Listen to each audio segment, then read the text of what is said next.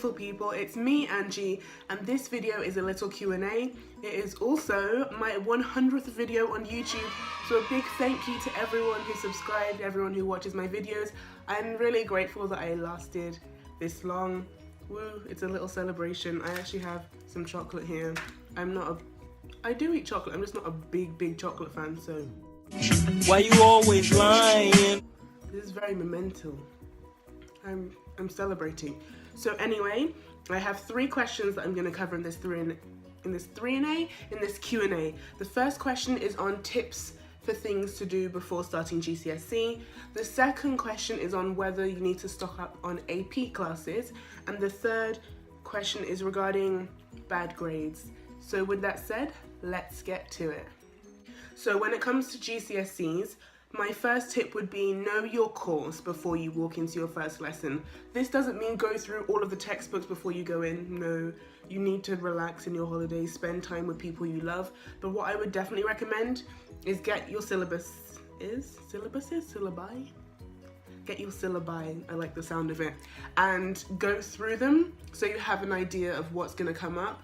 If you're someone who is very worried, for example, about the jump, I would say get a head start. With me, for GCSE Science, I went through the first 3-4 chapters before the first lesson so that I would have a little bit of confidence walking into the lesson, because, you know, the jump won't feel as bad, because even though I didn't understand a word of what I read, I had the confidence of knowing, yeah, I've seen that before.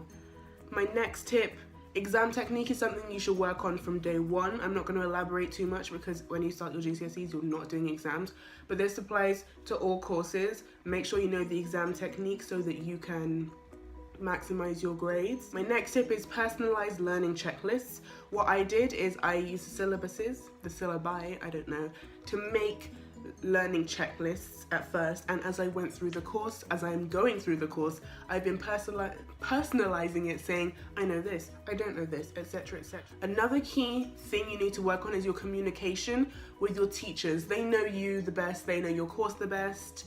Even if you are taking the new GCSEs, they are people that you need to be having a communication with so that you can do the best you can, because obviously your success is their priority, it's in their best interest.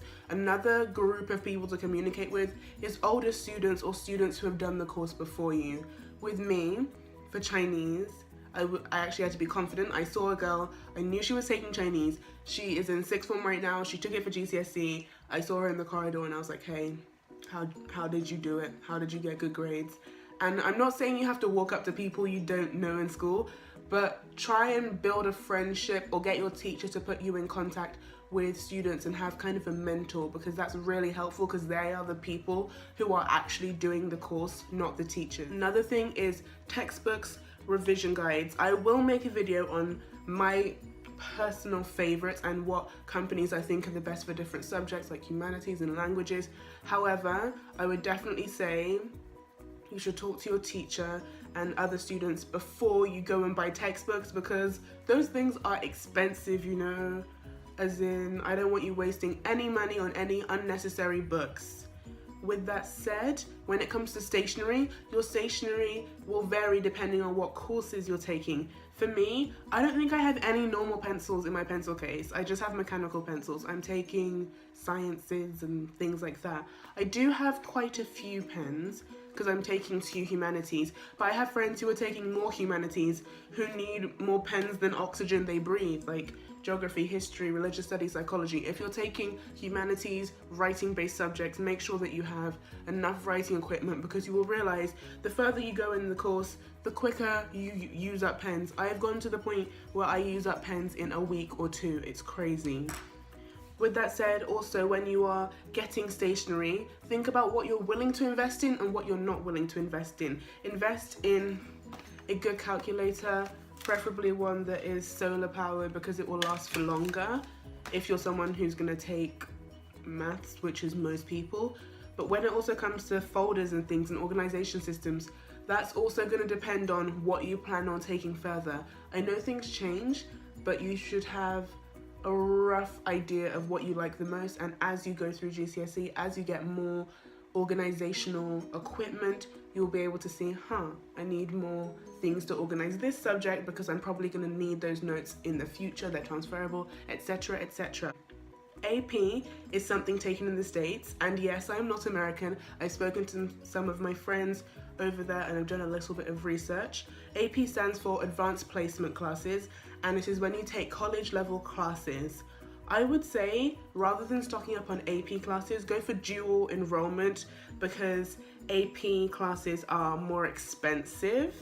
And when it comes to dual enrollment, most districts will financially support you in some way, whether it is for your textbooks, the actual classes, etc., etc. And also, when it comes to dual enrollment and AP, not every class is going to be transferable, but some things will be building blocks and helpful for you. Dual enrollment can often get you more college credits, and let me see, I think that's pretty much it. AP is also more limited in the grand scheme of things, so you should also take that into consideration. The third question was a bit ambiguous, so I'm going to talk about bad grades in a test and then bad grades in a class. When it comes to bad grades in a class, and you're in the States for example, you can't really do anything about that, and you have to try your hardest to do other things that will compensate, and I want to apologize for the bad grade in the class because that's pretty much finite. When it comes to bad grades in tests though, that applies to anyone no matter where you're getting your education. The first thing you need to do is to accept it. You might have worked really, really, really hard and you just haven't got the grades that you deserve or grades that merit your effort. And that means one of two things. Either you don't know the content that you needed to know because you've either researched the wrong thing or not researched at all, or you just don't have the correct exam technique, which is something I have actually really, really struggled with. The next thing to do, sorry, I have notes here. I don't want to forget anything because bad grades are intense. They're a lot. Talk to teachers. Ask your teacher what your weaknesses are, because sometimes you won't see your weaknesses unless they say them to you. Go back to the basics once you have found out what you need to improve on. Make sure that you have a strong foundation for any subject. That's what I'm actually trying to do right now for maths, just to make sure that I have the right foundation to build up on. Past papers, specimen papers, any papers galore. If exam technique is the reason that you didn't get the grade you feel you deserved, you will have to whip out the specimens, the past papers, go through them. Full Spanish, for example. Past papers, specimen papers, I've done them all. For religious studies especially, I really struggle with exam technique. I'm going through all the specimen papers right now, and it really, really helps you. Another thing to do is to relearn. Sometimes you learn things incorrectly, you remember things incorrectly, and it's okay to not exactly know where you went wrong. All you have to do is move forwards. I would definitely recommend YouTube.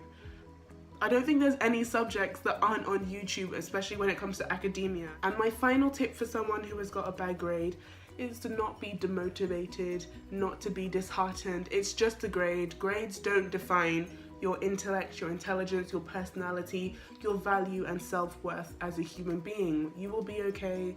It possibly won't even matter in 5 years from now. So keep your chin up like this and make sure you slay. With that said, my 100th video, my Q&A is coming to a close. Thank you guys so much for watching this. I hope this has been really helpful. It's not had so many questions, but I've gone into quite a bit of depth. If you have any more questions, please comment them down below.